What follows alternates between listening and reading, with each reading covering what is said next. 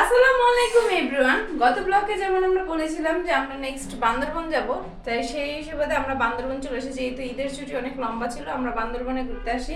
বান্দরবনে যেদিন আসলাম আমরা হোটেল বুকিং করার পরেই সেদিনই বেরোলাম। আমরা নীলাচলটা যেহেতু শর্টকাট জার্নি করে আসার পরে আমরা নীলাচল মেঘলা এই দিকে গেলাম। নীলগিরি আমরা পরের দিন যাব, সেই ডিসাইড করে আমরা নীলাচলের দিকে আসলাম এবং এর প্রথম স্পট ছিল মেঘলা। আমরা মেঘলাতেই আসলাম। আর মেঘলা সামনে পরে আবার আমরা নীলাচলে যাব। মেঘলা ঢোকার পর ঢুকলেই প্রথমে একটা ঝুলন্ত ব্রিজ পাবেন, যেটা ওই যে অ্যাজ ইউজুয়াল রাঙামাটিতে যে ঝুলন্ত ব্রিজটা খুব বিখ্যাত ছিল সেটার আদলেই করা, এবং সবাই ঝুলন্ত ব্রিজ দিয়ে পার হয় এবং এটা খুব এক্সাইটিং লাগে অনেকের কাছে। আর এখানে এই যে একটা রাইড আছে, এটা 50 টাকা করে পার পার্সন টিকিট নেয়, কিন্তু খুব একটা বেশিক্ষণ আপনাকে এখানে রাখবে না।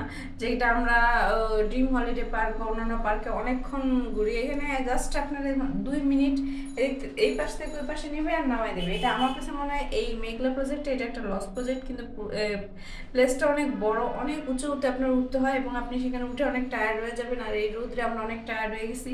এই যে নাজরালি ডাব খাবে, সে গরমে অস্থির হয়ে গেছে। এই উপরে উঠলে এখানে অনেকগুলো দোকান আছে, এখানে পাহাড়ি পেঁপে, ডাব, এছাড়া বিভিন্ন ঠান্ডা জাতীয়, যে আপনার গরম থেকে উঠে আসার পরে অত্যন্ত, এটা কিন্তু আমরা নিচে থেকে অনেক উপরে, এখানে দেখতেই পাচ্ছেন ওই নিচটা কত নিচে আর এই পাহাড়টা কত উঁচু। এইটা আপনাকে হেঁটে হেঁটে এই মেঘলার ভিতরে পার হতে হবে এবং এখানে আপনি একটু রেস্ট নিতে পারবেন, প্লাস এখানে হালকা পাতলা নাস্তা করতে পারবেন।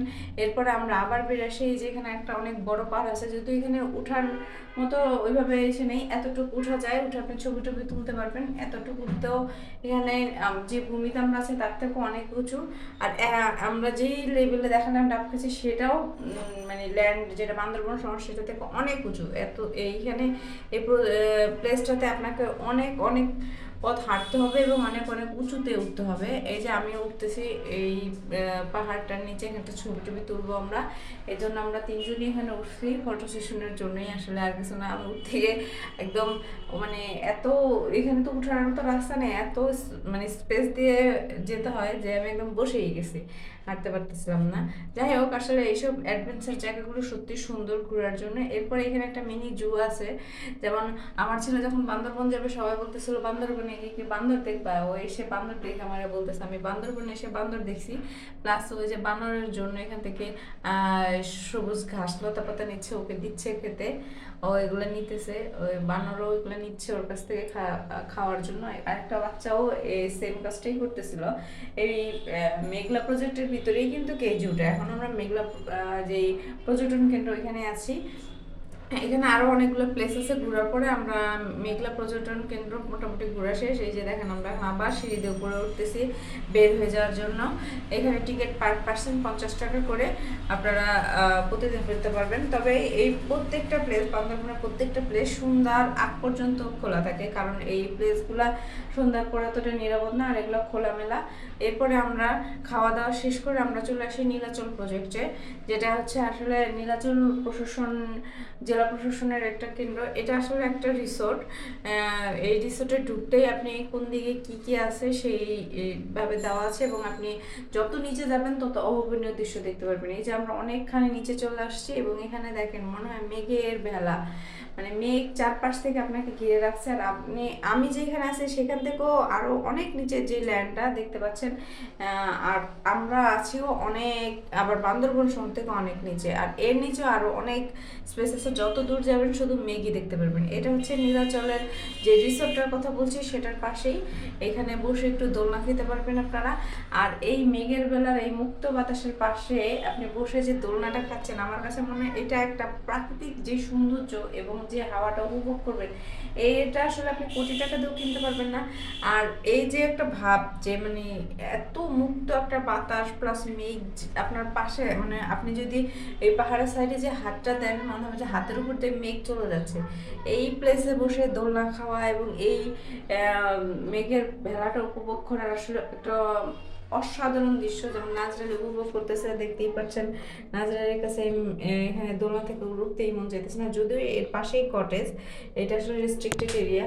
এখানে ওইভাবে ওপেন প্লেসের মতো দোলনায় বসতে দেয় না, কিন্তু আমরা আমাদের আইডি কার্ড শো করে আমরা এখানে ঢুকছিলাম। জাস্ট এখানে আমরা বসে বসে, যেহেতু আমরা নীলাচলে রিসোর্ট বুকিং দিইনি, আমরা যে হোটেলটা ছিলাম সেটা বান্দরবন শহরে, যাতে দুই দিকে ঘুরতে আমাদের সহজে। আর আমাদের হোটেলটার নাম ছিল অরণ্য।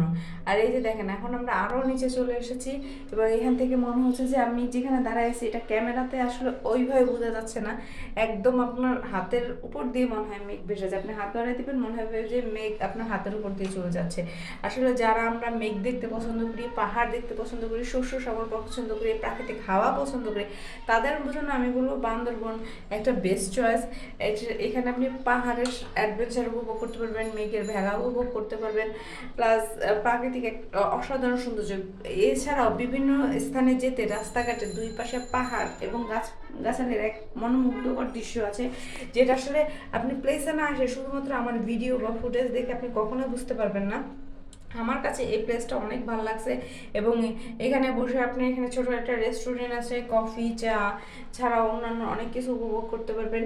সাথে এই এই প্লেসে বসে আপনি অনেক দূর থেকে দেখতে পারবেন। এই দেখেন, আমি যেখান থেকে ভিডিও করতেছি এই থেকে কিন্তু এই শহরগুলো আরও অনেক অনেক নিচে, যা আরও অনেক নিচে যেতে হবে। আমরা এমনিতেই বান্দরবন থেকে অনেক নিচে, মানে যে পাহাড় ওখান থেকে অনেক নিচে চলে এসেছি। এবং এর থেকেও থানচি নাকি ওদিকে আরও অনেক প্লেস আছে। থানচিতে যদিও এখন বর্তমানে যেই সিচুয়েশন যাওয়া বন্ধ, কিন্তু এই যে দেখেন ওরা আরও অনেক নিচে যাচ্ছে। যেহেতু আমরা বাচ্চা নিয়ে এসেছি, আমরা বেশি আর নিচে গেলাম না, কারণ এমনিতেও দিনের পরিমাণ প্রায় শেষ। যেহেতু রাতের পরে নীলাচল প্রজেক্টের বাইরে যারা গেস্ট থাকে তারা অ্যাভেলেবেল না, এবং এত নিচে যাওয়ার পরে আমরা রাস্তাঘাট হয়তো চিনতে পারবো না, তাই আমরা আর নিচে জানি। কিন্তু এখানে যত দূর আপনি যাবেন এবং যত দূর চোখ যাবে দেখবেন শুধু মেঘ আর মেঘ। যারা মেঘের ভেলায় ভেসে যেতে চান এবং মেঘ দেখতে চান এবং মেঘেরকে কাছে থেকে উপভোগ করতে চান, তারা আমি মনে করব যে অবশ্যই বান্দরবন আসবেন। আর আমরা অবশ্যই সাজেক রিকমেন্ড করি মেঘ দেখার জন্য।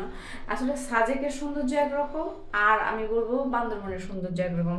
সাজেকে আপনি আপনার কটেজ থেকে সকালে উঠে মেঘ দেখতে পারবেন, কিন্তু এইখানে আপনি সারা দিনে প্রত্যেকটা টাইমে এক এক ধরনের সৌন্দর্য উপভোগ করতে পারবেন। এবং সারাদিনই মেঘ, নীলাচল নীলগিরি এগুলো মেঘের জন্য বিখ্যাত, সারাদিনই এখানে মেঘ দেখতে পারবেন।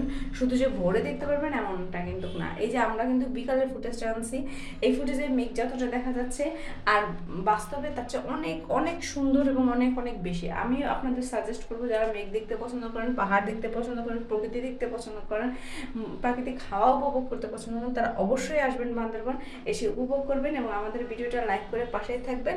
আল্লাহ হাফেজ।